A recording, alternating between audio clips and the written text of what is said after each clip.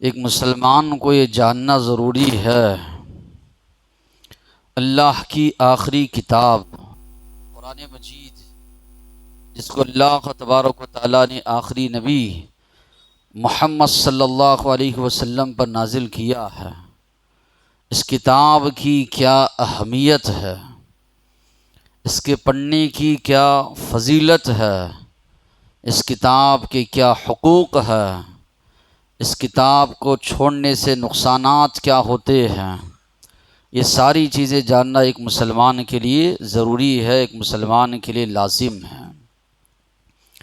لفظ قرآن جس طرح پہلے کتابوں کے نام ہے، تورات، زبور، انجیل، اسی طرح وہ کتاب جو محمد صلی اللہ علیہ وسلم پر نازل کی گئی اس کتاب کا نام قرآن ہے۔ لفظ قرآن کا معنی یہ ہے، قرأ یقرأ کے معنی ہے پڑھنے کے۔ اللہ کے نبی پر پہلی وحی جو نازل ہوئی اس میں بھی یہ لفظ استعمال ہوا، اقرأ، آپ پڑھیے، اپنے اس رب کے نام سے جس نے آپ کو پیدا کیا، ساری انسانیت کو پیدا کیا۔ تو قرآن جو لفظ ہے اس کے معنی ہے بہت زیادہ پڑھی جانے والی کتاب۔ علماء نے لکھا ہے، لیکن یہ افسوس ہے، سب سے زیادہ پڑھی جانے والی کتاب قرآن مجید ہے، اور سب سے زیادہ بغیر سمجھے کہ پڑھی جانے والی کتاب بھی قرآن مجید ہے۔ افسوس اس بات کا۔ پڑھنا ضروری ہے، پڑھنا لازم ہے ایک مسلمان کے لیے، جہاں تلاوت کرے وہیں پر سمجھ کر تلاوت کرنے کی ایک مسلمان کوشش کرے۔ تو لفظ قرآن کے معنی یہ ہے کہ بہت زیادہ پڑھی جانے والی کتاب۔ اس کی عظمت کیا ہے، اس کی اہمیت کیا ہے؟ قرآن مجید خود اگر آپ پڑھیں گے تو جگہ جگہ اللہ تبارک و تعالیٰ نے اس کتاب کو اپنی جانب منسوب کیا۔ اللہ کے نبی پر جو جھوٹے الزامات لگائے گئے تاکہ آپ کی دعوت سے لوگوں کو پھیرا جائے، آپ کی دعوت کی طرف لوگ متوجہ نہ ہوں، آپ کی دعوت سے لوگ متاثر نہ ہوں، کئی الزامات نبی کریم صلی اللہ علیہ وسلم پر تھوپے گئے۔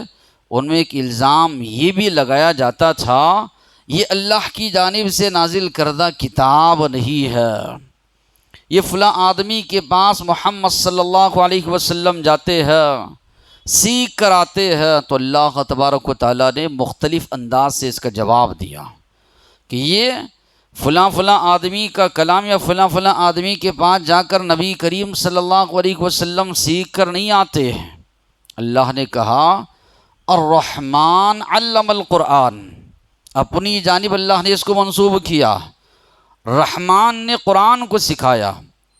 آگے آپ آیت پڑھیں گے سورہ رحمان میں اللہ نے فرمایا خلق الانسان، انسان کو اللہ نے پیدا کیا، علمہ البیان، بولنے کی طاقت اس کو دی۔ جانوروں اور انسانوں میں فرق یہ ہے، وہ بول نہیں سکتے، یہ اللہ کی بہت بڑی نعمت ہمارے لیے ہے۔ ہم بول سکتے ہیں، سن سکتے ہیں، سمجھ سکتے ہیں، وہ بھی سنتے ہیں سمجھتے ہیں، مگر ان کی صلاحیت اور ہماری صلاحیت میں بہت زیادہ فرق ہے۔ تو یہاں پر آپ دیکھیں گے سورہ رحمان میں اللہ نے تخلیق کا تذکرہ بعد میں کیا، انسان کی پیدائش کا یا پیدا کرنے کا تذکرہ اللہ نے بعد میں کیا، پہلے قرآن مجید سکھانے کا تذکرہ کیا۔ حالانکہ پیدا انسان ہونے کے بعد تو سیکھے گا۔ تو یہاں پر مفسرین لکھتے ہیں قرآن مجید کی عظمت اہمیت بتانے کے لیے اللہ نے پہلے اس کا تذکرہ کیا کہ رحمان نے قرآن سکھایا، اللہ نے اللہ کے نبی کو، اللہ اور نبی کریم صلی اللہ علیہ وسلم نے ساری امت تک قرآن مجید کو جو ہے پہنچایا۔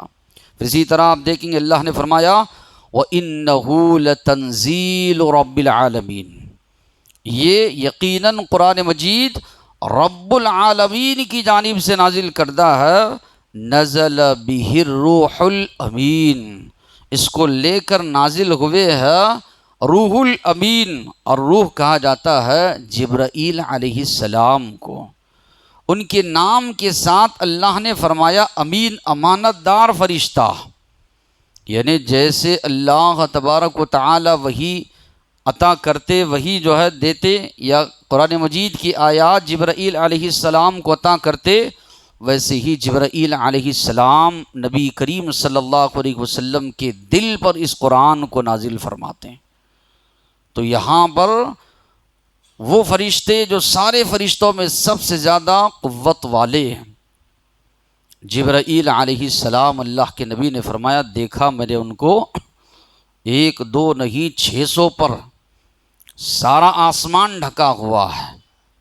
وہ فرشتے کے ذریعے اللہ نے قرآن مجید نبی کریم صلی اللہ علیہ وسلم کے دل پر نازل کیا، علی قلبک، آپ کے دل پر، لتکون من المنذرین، آپ ڈرانے والوں میں سے ہو جائیں، لوگوں تک قرآن مجید کی تعلیمات کو جو ہے پہنچائیں، بلسان عربی مبین، بالکل صاف واضح عربی زبان میں ہم نے اس قرآن کو نازل کیا ہے۔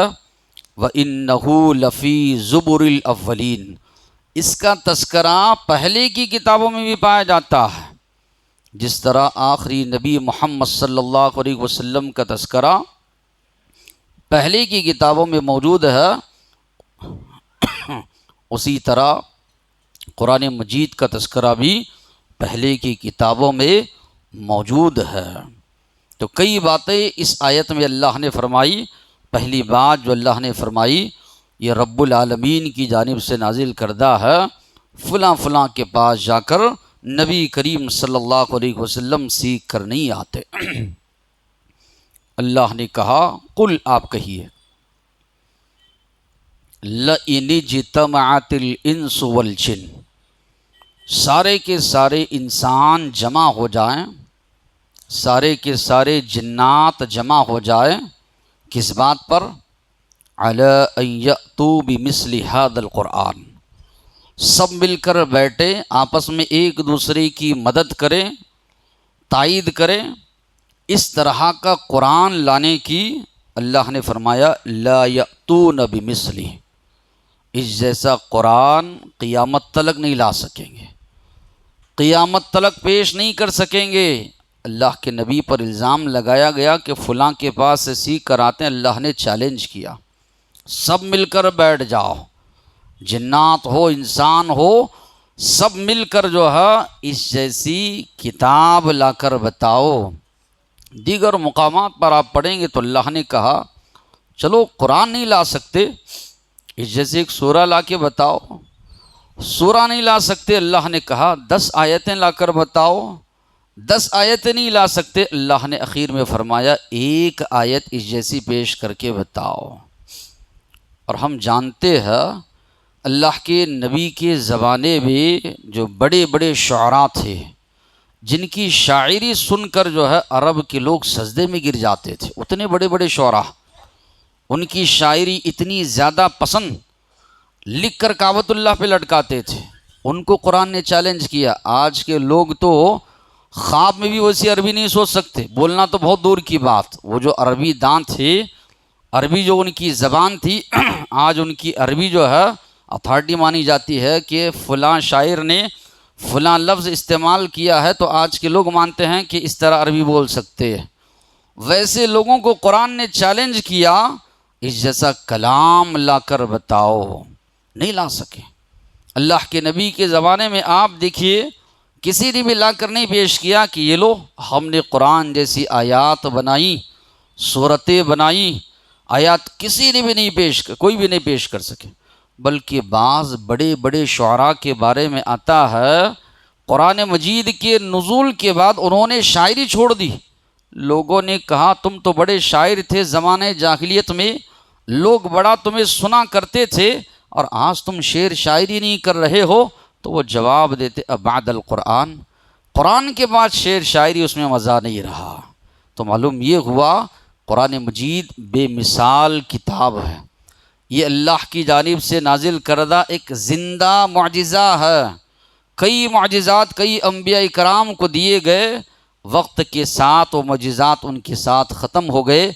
نبی کریم صلی اللہ علیہ وسلم کو بھی کئی معجزات عطا کیے گئے، مگر قرآن مجید سب سے بڑا معجزہ ہے، اور ایسا معجزہ ہے قیامت تک آنے والی ساری نسلیں یا ساری انسانیت دیکھ سکتی ہے کہ قرآن میں یہ چیلنج قیامت تک باقی ہے، کوئی اس جیسی کتاب یا اس جیسا کلام یا اس جیسی آیتیں لا کر نہیں پیش کر سکتا۔ اور اللہ نے یہ بھی دعویٰ کیا، یہ لا ریب ہے، منزل من اللہ، اللہ کی جانب سے نازل ہونے میں کوئی شکوک و شبہات نہیں ہے، نہ ہی باطل کی آمیزش اس کے اندر ہو سکتی ہے۔ جنات ہو، شیاطین ہو، اتنی قدرت، اتنی طاقت اللہ نے ان کو دی ہے، وہ آسمان تک جا سکتے ہیں، آسمان پر ہونے والی باتیں وہ سن سکتے ہیں۔ اس لیے اللہ کے نبی نے فرمایا یہ کاہن، یہ جادوگر جن کے پاس لوگ جاتے ہیں، اللہ کے نبی نے منع کیا، کہا اپنا ایمان مت گنواؤ، جو جاتا ہے ان کے پاس وہ اللہ کے نبی کے ساتھ کفر کرنے والا ہے، کیونکہ جنات ان کے پاس ہوتے ہیں، ایک آدھ بات وہ سن کر آتے ہیں، ان کو بتاتے ہیں، اپنی جانب سے 100 جھوٹ ملا کر یہ دوسروں کو سناتے ہیں۔ اللہ کے نبی نے منع کیا، لیکن جب قرآن مجید کا نزول شروع ہوا، سارے کے سارے جنات پریشان، ہم کو آسمان کے قریب جانے نہیں دیا جا رہا ہے، جا رہے ہیں مار کر ہمیں بھگایا جا رہا ہے، کیا معاملہ ہے؟ سارے جنات پریشان، شیاطین پریشان۔ ہم جاتے تھے آسمان کے پاس، وہاں سے باتیں سننے کے لیے، قریب جا رہے ہیں، انگارے کے ذریعے مار کر ہم کو بھگایا جا رہا ہے۔ تو یہ پھیل گئے زمین پر، کیا معاملہ ہے؟ دیکھیں اللہ کے نبی وادی نخلا میں صحابہ اکرام کو نماز پڑھا رہے ہیں، قرآن مجید کی تلاوت جنات سنتے ہیں، اور وہاں جو الفاظ ان کے تھے، اللہ نے قرآن میں سورہ جن کے نام سے سورہ نازل فرمایا، قل، آپ کہیے، اوحی الی انہ استمع نفر من الجن، آپ کہیے میری جانب وحی کی گئی اس بات کی، جنات کی جماعت نے بڑے غور سے قرآن مجید کو سنا، قالوا انا سمعنا قرآنا عجبا، سن کر جنات کہتے ہیں ہم نے بڑا عجیب قرآن سنا، یہدی الی الرشد، ہدایت دیتا ہے، رہنمائی کرتا ہے نیکی کی طرف، آمنا بھی، جنات ایمان لے کر آئے اور جا کر اپنی قوم کے سامنے جو ہے دعوت دین پیش کرتے ہیں، نبی کریم صلی اللہ علیہ وسلم کی دعوت وہ دیتے ہیں، اور بعد میں یہ واقعات ملتے بھی ہیں کہ اللہ کے نبی کو بھی انہوں نے بلا کر لے گیا کہ آپ صلی اللہ علیہ وسلم ان کی قوم کے سامنے دعوت دین جو ہے پیش کریں۔ تو معلوم یہ ہوا لا ریب بنانے کے لیے کہ یہ اللہ کی جانب سے نازل کردہ ہے، نازل ہوئی نبی کریم صلی اللہ علیہ وسلم کی دل پر اللہ تبارک و تعالیٰ نے بہت زیادہ اہتمام کیا، جبرائیل علیہ السلام کے ذریعے نازل کی، سارے آسمان پر پہرا لگا دیا گیا، اللہ کے نبی کے دل پر جو ہے اس کو نازل کیا گیا۔ اس لیے اللہ نے فرمایا ان الذین کفروا بالذکر لما جاءہم، یقیناً جن لوگوں نے کفر کیا قرآن مجید کے ساتھ، وَإِنَّهُ لَكِتَابٌ عَزِيزٌ، یہ بڑی زبردست کتاب ہے، لا يأتیہ الباطل من بین یدہ، اللہ نے فرمایا نہ سامنے سے باطل اس میں داخل ہو سکتا ہے، ولا من خلفہ، نہ پیچھے سے، تنزیل من حکیم حمید، اس اللہ کی جانب سے نازل کردہ ہے جو تعریفوں والا ہے، جس کے سارے احکامات حکمت پر مبنی ہے، جو حکیم ہے، اس اللہ کی جانب سے یہ قرآن مجید جو ہے اللہ نے فرمایا نازل کردہ ہے۔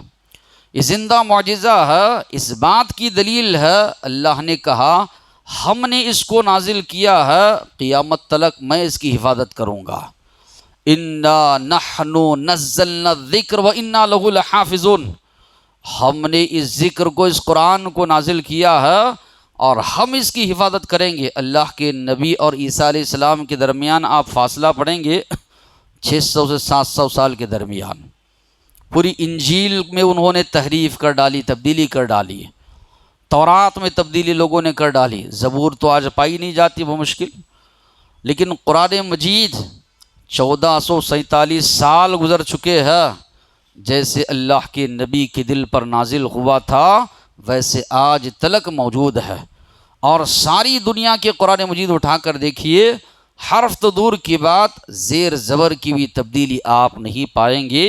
یہ دلیل ہے اس بات کی کہ کہ یہ اللہ کی جانب سے نازل کردہ کلام ہے۔ دشمنان اسلام ہر دور میں موجود ہے، جو اسلام اور مسلمانوں کے خلاف قرآن مجید کے خلاف سازشیں کرتے ہیں، کہ آج سازشیں نہیں ہو رہی ہے، بہت سازشیں ہو رہی ہے۔ آپ دیکھے رہیں گے یہ نام نہاد جھوٹے مکار قسم کے سیاستدان بیٹھ کر جو ہے مسلمانوں کے بارے میں کہتے رہیں گے ہم چاہتے ہیں کہ مسلمان قرآن کے ساتھ جو ہے سائنس وغیرہ میں بھی آگے بڑھے۔ کیا امت مسلمہ آگے نہیں ہے؟ ان کا مقصد وہ نہیں ہے، ان کا مقصد یہ ہے کہ مسلمانوں کو قرآن سے دور کیا جائے، قرآن سے امت مسلمہ کو جو ہے ہٹایا جائے۔ ایسی ویسی باتیں قرآن کے بارے میں کئی لوگوں کو دیکھے رہیں گے، سوال کرتے ہیں کہ سنویدھان تمہارے لیے زیادہ معنی رکھتا ہے یا قرآن مجید؟ یہ سوال ہی بے معنی ہے۔ قرآن مجید کا ایک الگ یہ ہے، جو سنویدھان ہے اس کا ایک الگ یہ ہے۔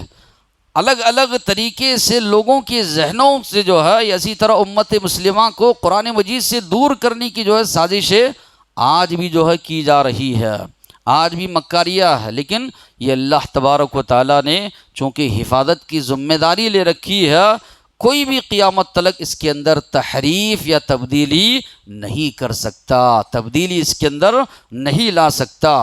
قرآن مجید کے کئی حقوق بیان کیے گئے ہیں۔ پہلا جو حق ہے وہ یہ ہے اس پر ایمان لے آنا۔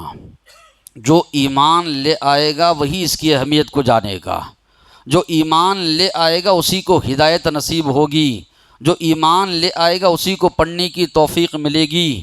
تو پہلی جو شرط ہے، اولین شرط ہے آمن الرسول بما انزل الیہ من ربہ والمؤمنون، ایمان لے آئے اس کتاب پر، رسول جو ان کی رب کی جانب سے نازل کی گئی ہے۔ تو اللہ کے نبی سب سے پہلے ایمان لانے والے، اس کے بعد ہم کو حکم دیا گیا ہے اس کتاب پر جو ہے ایمان لے آئیں۔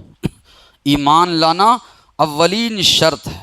دوسری جو اس کا حق ہمیں ملتا ہے وہ ہے تلاوت۔ نبی کریم صلی اللہ علیہ وسلم کا تذکرہ قرآن مجید میں آپ پڑھیں گے، بعثت کا تذکرہ، اللہ کے نبی کو جو مبعوث فرمایا گیا۔ ایک تو ابراہیم علیہ السلام نے تذکرہ کیا کہ اللہ ان میں ایسے نبی کو بھیج، ایسے رسول کو بھیج جو تیری آیتوں کو تلاوت کرے، وہاں تلاوت کا تذکرہ ملے گا۔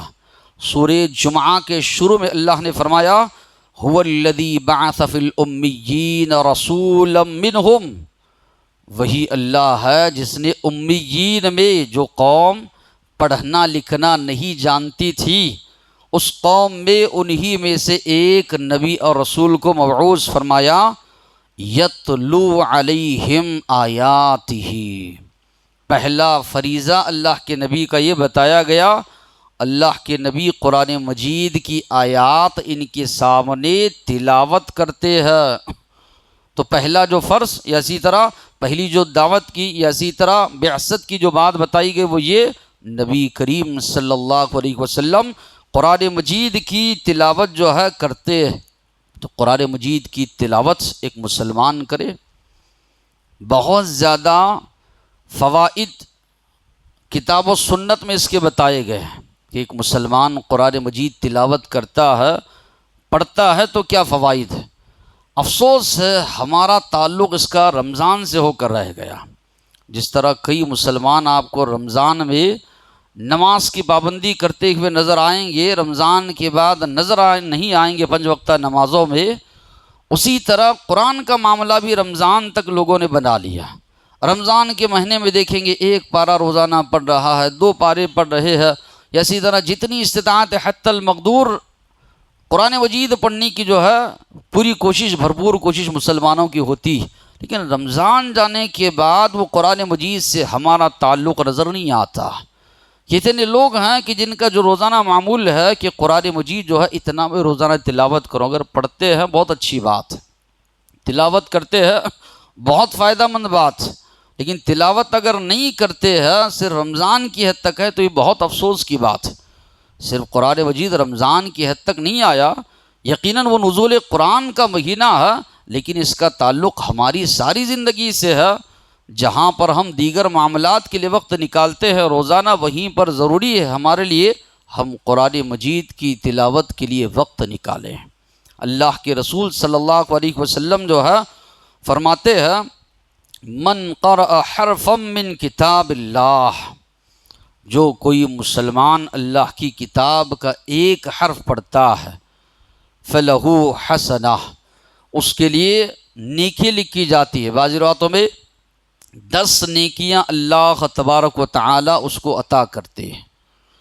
وضاحت اللہ کے نبی نے فرمائی، اللہ کے نبی نے فرمایا میں یہ نہیں کہتا کہ الف لام میم ایک حرف، اللہ کے نبی نے فرمایا الف حرف و لام حرف و میم حرف، الف ایک حرف ہے، لام ایک حرف ہے، میم ایک حرف ہے۔ وضاحت کی اللہ کے نبی نے الف لام میم بھی اگر کوئی پڑھتا ہے 30 نیکیاں اس کو ملتی ہیں، اور مفسرین لکھتے ہیں 30 نیکیاں کم سے کم، اس لیے کہ اللہ کا وعدہ ہے تمہاری نیکیوں میں، تمہاری نیتوں میں جتنا اخلاص ہوگا اللہ بڑھ چڑھ کر تمہیں 100 عطا کریں گے۔ یہاں پر 10 تو کم سے کم بتایا گیا ہے، 700 درجات تک مل سکتے ہیں، یعنی 700 اگر ایک حرف پر مل رہے ہیں 2100 نیکیاں تک ایک مسلمان کو مل سکتی ہیں اگر اس کے اندر اخلاص پایا جاتا ہے، خلوص پایا جاتا ہے۔ اب اندازہ نہیں لگا سکتے جس مسلمان کا معمول روزانہ پاؤ پارا، آدھا پارا، ایک پارا پڑھنے کا معمول ہے، کتنا ثواب اس کو مل رہا ہے۔ اللہ کے نبی فرما رہے ہیں ایک حرف کوئی مسلمان پڑھتا ہے تو 10 نیکیاں اس کو ملتی ہے۔ پھر اسی طرح نبی کریم صلی اللہ علیہ وسلم نے فرمایا لا تجعلوا بیوتکم مقابر، قرآن مجید کی تلاوت کا فائدہ، اپنے گھروں کو قبرستان نہ بناؤ، اس گھر سے شیطان بھاگ جاتا ہے جہاں سورۃ البقرہ کی تلاوت کی جاتی ہے۔ تو معلوم یہ ہوا قرآن مجید کی تلاوت کا اتنا بڑا فائدہ نبی کریم صلی اللہ علیہ وسلم فرما رہے ہیں، جہاں قرآن کی تلاوت ہو وہاں فرشتوں کا نزول ہوتا ہے، اور جس مجلس میں جہاں فرشتے موجود ہوتے ہیں شیطان وہاں سے بھاگ جاتا ہے۔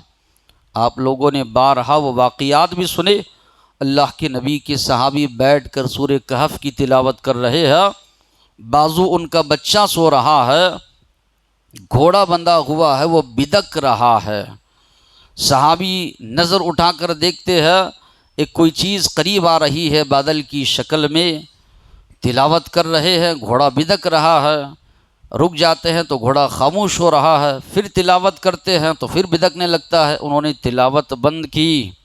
صبح میں اللہ کے نبی کے پاس گئے، کہا اللہ کے نبی ایسا معاملہ پیش آیا۔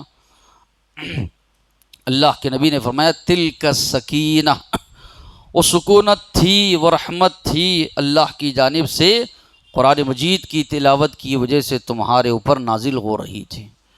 تو قرآن مجید جس گھر میں پڑھا جائے وہاں سکونت نازل ہوتی ہے، وہاں برکتیں نازل ہوتی ہے، اس گھر سے شیطان بھاگ جاتا ہے۔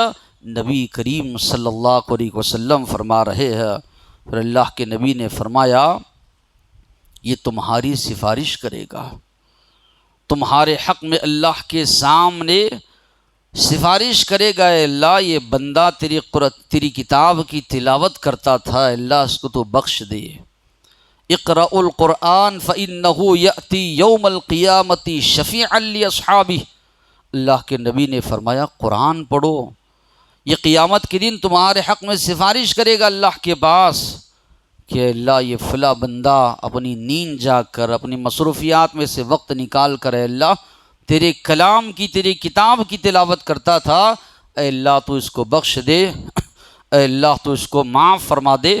اللہ کے رسول نے فرمایا اس کی سفارش اللہ قبول کریں گے، روزہ سفارش کرے گا، یہ قرآن سفارش کرے گا، فیشفعان، ایسے نہیں کہ اس کی سفارش رد کی جائے گی، اللہ کے نبی فرما رہے ہیں اس کی سفارش اللہ تعالیٰ قبول کریں گے تمہارے حق میں، اور اللہ تبارک و تعالیٰ جو ہے سفارش قبول کر کے بندے کو بخش دیں گے، بندے کو معاف کریں گے۔ قرآن مجید کو شفا قرار دیا گیا، اس کی تلاوت ایک مسلمان پڑھتا ہے یہ ہمارے لیے شفا ہے۔ بڑا افسوس ہوتا ہے اس مسلمان کے بارے میں جو قرآن مجید رکھتے ہوئے پریشان ہے، قرآن مجید جیسی کتاب رکھتے ہوئے پریشانیوں میں گھرا ہوا ہے، پڑھتا نہیں، پڑھنے کی توفیق نہیں ملتی، یہ وہ معاملات بہت کرے گا لیکن قرآن مجید کی طرف نہیں آئے گا۔ اللہ تبارک و تعالیٰ نے فرمایا یا ایھا الناس قد جاءتکم موعظہ، اے لوگو تمہارے پاس اللہ کی جانب سے نصیحت آئی ہے، وشفاء لما فی الصدور، اللہ نے کہا وہ کلام اللہ نے نازل فرمایا ہے جس میں دلوں کی شفا اللہ نے تمہارے لیے رکھی ہے۔ قرآن مجید کو ہمارے لیے شفا قرار دیا گیا۔ آخری نبی محمد صلی اللہ علیہ وسلم کے بارے میں ام المؤمنین، مومنوں کی ماں عائشہ رضی اللہ عنہا فرماتی ہے اللہ کے نبی معوذات سورہ اخلاص، سورہ فلق، سورہ ناس پڑھ کر اپنے ہاتھ پر پھونکتے تھے، اپنے جسم پر پھیرتے تھے اللہ کے نبی۔ جب اللہ کے نبی زیادہ بیمار ہوئے، میں پڑھ کر اللہ کے نبی کے ہتھیلیوں پر پھونکتی تھی، اللہ کے نبی کے ہتھیلیوں کو اللہ کے نبی کے جسم مبارک پر میں پھیرا کرتی تھی۔ وہ صحابی کا واقعہ کہ جس کو سانپ نے ڈس لیا تھا، صحابی گئے سورہ فاتحہ پڑھ کر دم کیے، اللہ تبارک و تعالیٰ نے شفا ان کو نصیب فرمائی۔ تو قرآن مجید ایک مسلمان کے لیے شفا ہے، شفا ایک مسلمان اس کے ذریعے حاصل کرے، حفظ کرے۔ ایک مسلمان جتنی آیتیں یاد کر سکتا ہے، ضرور نہیں کہ پورا آپ بنے، پورا بننا ہے تو بہت اچھی بات ہے، جتنی آیتیں یاد کر سکتے ہیں۔ کئی لوگوں کا آپ معمول ہوگا، دیکھیے بچپن میں ماں باپ جو یاد کرا دیے یا جو استاد کے پاس یاد کیے، بس وہ زندگی بھر اس سے بڑھ کر ایک آیت یاد نہیں کریں گے۔ جو یاد ہے سورہ اخلاص، سورہ فلق، سورہ ناس، سورہ کافرون، ایک 5-6 سورہ، ایک 8-10 سورت آیا یاد ہے، اسی پر پوری زندگی گزر جائے گی۔ قرآن مجید کی کچھ آیات یاد کرنے کی توفیق ان کو نہیں ملتی، یا اسی طرح قرآن مجید کی کچھ آیات یاد کرنے کی طرف ذہن توجہ جاتی ہی نہیں۔ جو بچپن میں یاد کیے ہیں بس وہی صورت نماز میں پڑھ رہے ہیں، بس وہی جو ہے زندگی بھر پڑھتے رہے، اس کے علاوہ کچھ آیتیں یاد کرے، کچھ صورتیں یاد کرے، اس جانب ذہن جاتا ہی نہیں۔ نبی کریم صلی اللہ علیہ وسلم نے فرمایا جنت میں اللہ تبارک و تعالیٰ بندے کو ٹھہرا کریں گے، کہیں گے پڑھتا جا قرآن مجید، تلاوت کرتا جا، جنت کے درجات چڑھتا جا، تیری منزل وہاں ہوگی آخری منزل جہاں آخری آیت تو تلاوت ختم کرے گا۔ اتنی بڑی جو ہے فضیلت بتائی گئی ہے قرآن مجید کو یاد کرنے کی۔ وہ سینہ سب سے بہترین سینہ ہے، یا وہ دل، یا اسی طرح وہ جگر سب سے بہترین ہے جس میں قرآن مجید کی زیادہ سے زیادہ آیات محفوظ ہو، یاد ہو۔ اس جانب بھی ایک مسلمان کی توجہ ہو، زیادہ سے زیادہ قرآن مجید جو ہے یاد کرے۔ پھر یہ بھی توجہ ہو قرآن مجید کو اچھے انداز میں پڑھنا۔ افسوس کی بات یہ ہے کئی مسلمان ایسے ہیں پوری زندگی گزر جا رہی ہے، قرآن مجید اس کو پڑھنے نہیں آتا۔ اس سے بڑھ کر المیہ افسوس کی بات ایک مسلمان کے لیے کچھ بھی نہیں ہو سکتی۔ اللہ تعالیٰ سوال کرے گا 60 سال 70 سال کی زندگی ہم نے تمہیں بخشی، سب سے زیادہ مقدس کتاب اس کو مانتے رہے، یہ کتاب تمہیں پڑھنے نہیں آتی تھی، اس سے شرم کی بڑی بات کیا ہو سکتی، اس سے بڑی شرم کی بات کیا ہو سکتی ہے۔ اللہ کے نبی کے صحابہ جو ایمان لائے بڑی بڑی عمروں میں، لیکن انہوں نے سیکھا۔ لیکن آج ہر ایک چیز کے لیے انسان کے پاس، مسلمان کے پاس وقت ہے، قرآن مجید پڑھنے نہیں آتا، اسے سیکھنے کے لیے اس کے پاس وقت نہیں ہے۔ زندگی پوری گزر جا رہی ہے، قرآن مجید اس کو پڑھنے نہیں آتا، ہیلا بنائے گا، بہانہ بنائے گا۔ اتنی بڑی عمر میں آپ کہاں سیکھ سکیں گے؟ کمائے گا برابر، جستجو برابر ہے، تڑپ برابر ہے دوسرے کاموں کے لیے، لیکن قرآن مجید سیکھنے کے لیے اس کے پاس وقت نہیں ہے، قرآن مجید سیکھنے کے لیے اس کے پاس جستجو نہیں ہے، قرآن مجید سیکھنے کی اس کے پاس اہمیت نہیں ہے۔ اللہ سوال کریں گے کیا جواب دے گا؟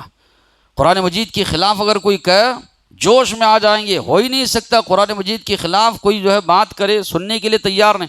پڑھنے آتا ہے؟ نہیں آتا ہے۔ اس سے بڑھ کر المیہ کیا ہوگا؟ کیا بنا کر ہم لوگوں نے چھوڑ دیا؟ مردوں کے لیے تھوڑی قرآن نازل ہوا ہے، مرنے والے کے بازو بیٹھ کر پڑھ رہے ہیں قرآن کی جو ہے پارے نکال کر۔ ارے زندگی بھر وہ نہیں پڑھا، اس کے بازو بیٹھ کر پڑھ رہے ہو، کسی کے سینے پر رکھ کر قرآن مجید دفن کر رہے ہیں، گلے میں لٹکا کر تعویذ بنا کر پھر رہے ہیں۔ کیا اس کے لیے اللہ نے قرآن کو نازل فرمایا ہے؟ کیا قرآن مجید اس لیے نازل ہوا ہے؟ کیا زندگی اللہ نے اسی لیے دی ہے کہ ساری زندگی انسان جو ہے دنیائی معاملات ہی میں گزار کر چلا جائے؟ یہ بہت افسوس کی بات ہے کہ ایک مسلمان کو قرآن مجید اگر پڑھنا نہیں آتا، اللہ کے نبی نے فرمایا وہ مسلمان جو بہترین انداز میں قرآن مجید تلاوت کرتا ہے، مع السفرہ الکرام البررہ، بڑے بڑے جو فرشتے ہیں، مقرب فرشتے اللہ کے، ان فرشتوں کے ساتھ اللہ اس کو اٹھائے گا، اس کے ساتھ اس کا حشر کرے گا۔ وہ مسلمان قرآن مجید تو پڑھتا ہے، اٹک اٹک کر، تکلیف ہے، پریشانی ہے، پھر بھی پڑھتا ہے، شاق علیہ، اللہ کے نبی نے فرمایا دگنا اجر اللہ اس کو دے گا۔ دوسروں کو 3 حروف کے 30 نیکیاں مل رہی تھی، اس کو 60 نیکیاں ملے گی۔ کیوں؟ ایک تو قرآن مجید پڑھ رہا ہے، دوسرا اٹک اس کو آ رہی ہے، تکلیف اس کو ہو رہی ہے، پریشانی اس کو ہو رہی ہے، پھر بھی قرآن مجید کی تلاوت کر رہا ہے، زبان پہ نہیں آ رہا ہے، پھر بھی تلاوت کر رہا ہے۔ نبی کریم صلی اللہ علیہ وسلم نے فرمایا لہو اجران، دگنا اجر، ڈبل اجر اللہ تبارک و تعالی اس کو عطا کریں گے۔ تو معلوم یہ ہوا ایک مسلمان جو ہے قرآن مجید پڑھنا سیکھے، قرآن مجید پڑھے۔ کئی لوگ پڑھتے ہیں قرآن مجید، اس کو اس کے انداز سے نہیں پڑھتے۔ ہر زبان کا ایک لہجہ ہوتا ہے۔ انگریزی دیکھیے آپ، اس کو اس کے لہجے میں نہیں بولیں گے، تیلگو بولنے کے انداز میں اس کو بولیں گے یا اردو بولنے کے انداز میں بولیں گے، سامنے والا کہے گا یہ تو جاہل ہے، یہ سیکھا ہے لیکن صحیح طور پر نہیں۔ قرآن کا بھی ایک لہجہ ہے، قرآن کو پڑھنے کا بھی ایک انداز ہے، قرآن کو اس کے انداز میں آپ پڑھیے۔ اللہ کے نبی نے فرمایا زینوا القرآن باصواتکم، اپنے آوازوں کے ذریعے قرآن کو مزین کرو، اچھے انداز میں پڑھو۔ 2 چیزیں اس کے اندر، ایک ہے مخارج۔ عربی ایک ایسی واحد زبان ہے دنیا کی جس کے اندر مخارج ہے، کون سا لفظ کہاں سے آپ کو ادا کرنا ہے، 17 مخارج اس کے بتائے گئے۔ عثیمین رحمہ اللہ سے جب سوال کیا گیا ایک مسلمان مخارج کا لحاظ رکھ کر جو ہے قرآن نہیں پڑھتا، تو انہوں نے کہا ضروری ہے، فرض ہے مخارج کے ذریعے۔ آپ الف کو اور عین کو ایک پڑھ رہے ہیں تو فرق اس میں کیا رہا؟ انعمت علیہم، عین کو ہٹا کر آپ الف پڑھیں گے وہاں پر تو کیا سے کیا معنی بدل جائے گا؟ غیر المغضوب علیہم ولا الضالین کو ولا ظالین پڑھ رہا ہے، ذات کو زا پڑھ رہا ہے، زال پڑھ رہا ہے، کہاں سے کہاں معنی تبدیل ہو جائے گا؟ تو یہ مخارج ضروری ہے ایک مسلمان کے لیے سیکھنا۔ ہاں غنہ وغیرہ چھوڑ دیا ان نون کے اوپر تشدید ہے، ان پڑھنے کے بجائے نہیں پڑھا، وہاں چھوڑ دی جا سکتی، لیکن حروف کے جو مخارج ہے وہ آپ کے لیے لازم ہے، ضروری ہے، اسی طرح اس کو ادا کریں جس طرح اس کو ادا کرنا ہے۔ تو یہ ضروری ہے، اس لیے اللہ کے نبی نے فرمایا کہ قرآن جو ہے رتل القرآن ترتیلا، قرآن کو ترتیل کے ساتھ آپ جو ادا کیجیے۔ یہ بھی آج کئی مسلمانوں کو نہیں آتا، کئی مسلمانوں کو نہیں آتا، تو یہ بھی جو ہے ایک مسلمان کوشش کرے کہ اس کو جو ہے قرآن مجید صحیح طور پر آئے، قرآن مجید سننے کا معمول ایک مسلمان بنائے۔ قرآن مجید سننے کا اللہ کے نبی پر نازل ہوا، آپ کے دل پر نازل ہوا، صحابہ کو بٹھا کر اللہ کے نبی قرآن سنتے تھے۔ ابی ابن کعب رضی اللہ عنہ سے کہا مجھے اللہ نے کہا ہے کہ ابی تم سے قرآن سنو۔ کیا صحابہ، کیا ان کا قرآن سے شغف ہوگا، قرآن سے لگاؤ ہوگا کہ اللہ تبارک و تعالیٰ اللہ کے نبی سے کہہ رہے ہیں کہ ابی ابن کعب سے آپ قرآن کی تلاوت سنیے۔ ابی ابن کعب پوچھتے اللہ کے نبی سے اسمانی اللہ، اے اللہ کے نبی کہ اللہ نے میرا نام لیا ہے؟ اللہ کے نبی فرماتے ہیں تمہارا نام لیا ہے۔ ان کی آنکھوں سے آنسو جاری ہو جاتے ہیں۔ کیا ان کو لگاؤ ہوگا؟ عمر فاروق رضی اللہ عنہ نے اپنے زمانے میں تراویح پڑھانے کے لیے ان کو مقرر کیا تھا کہ اللہ تعالیٰ نام لے کر اللہ کے نبی سے فرما رہا ہے ابی ابن کعب سے آپ قرآن مجید سنیے۔ اللہ کے نبی نے فرمایا جتنا کان لگا کر اللہ قرآن مجید کی حسن صوت، اچھے انداز میں قرآن مجید کی جو تلاوت کو سنتا ہے، کسی اور چیز کو اتنی غور سے اللہ نہیں سنتا۔ اللہ سننا چاہ رہا ہے آپ سے قرآن مجید، آپ پڑھے اچھی آواز میں۔ اللہ کے نبی مدینہ کی گلیوں سے گزرتے، اگر پڑھنے کی آواز آتی اللہ کے نبی کھڑے ہو جاتے۔ ابو موسیٰ اشعری رضی اللہ عنہ قرآن مجید کی تلاوت کریں، اللہ کے نبی کا گزر ہو رہا ہے، اللہ کے نبی کھڑے ہو گئے۔ بعد میں ان کو بلا کر کہا داؤد علیہ السلام جس انداز سے زبور کی تلاوت کرتے تھے ان کا ایک حصہ تمہیں دیا گیا ہے۔ انہوں نے کہا اللہ کے نبی آپ سن رہے تھے میری تلاوت؟ اللہ کے نبی نے فرمایا ہاں۔ اللہ کے نبی اگر مجھے معلوم ہوتا آپ سن رہے ہیں اور اچھے انداز میں پڑھتا تاکہ آپ سے دعا لوں، آپ سے جو ہے دعا لو۔ اللہ کے نبی سے دعا لینا بھی بہت بڑی بات۔ تو نبی کریم صلی اللہ علیہ وسلم سنتے، اگر صحابہ کرام پڑھ رہے ہیں تو اللہ کے نبی جو ہے ٹھہر کر سنتے، کبھی صحابہ کو بٹھا کر اللہ کے نبی جو ہے سنا کرتے تھے۔ ہونا یہ چاہیے کہ مسلمان تلاوت بھی کرے، اچھے انداز سے پڑھے، اور ساتھ ہی ساتھ میں جو ہے قرآن مجید کو سنے۔ اس کو مردوں کی کتاب یا مرنے والوں کے لیے اللہ نے نازل نہیں کیا ہے، زندہ لوگوں کے لیے نازل کیا ہے۔ ادھر ادھر فون یا اسی طرح اخبارات، دیگر مشغولیات میں بہت زیادہ آج کا مسلمان وقت ضائع کرتا ہے۔ اللہ کے نبی نے فرمایا دو چیزیں ہیں جس کی لوگ قدر نہیں کرتے، جب وہ چیزیں چھن جاتی ہیں تب انسان کو اس کی قدر معلوم ہوتی ہے۔ ایک صحت اللہ نے دی، اس کو غنیمت جانو، اللہ کی عبادت میں لگاؤ۔ فرصت کے خالی اوقات اللہ نے دیے ہیں، اس کو ضائع مت کرو، ورنہ فرصت جب ختم ہو جائے گی، مشغولیت آئے گی، انسان کو معلوم ہوگا کہ بھئی فرصت کے اوقات تھے، میں نے کہاں گوا دی۔ بیمار جب ہو جائے گا تب اس کو احساس ہوگا اللہ نے صحت دی تھی، کہاں نے میں نے گوا دی۔ اللہ سے دعا ہے جو باتیں سنے عمل کی توفیق عطا فرمائے۔ وآخر دعوانا الحمد للہ رب العالمین۔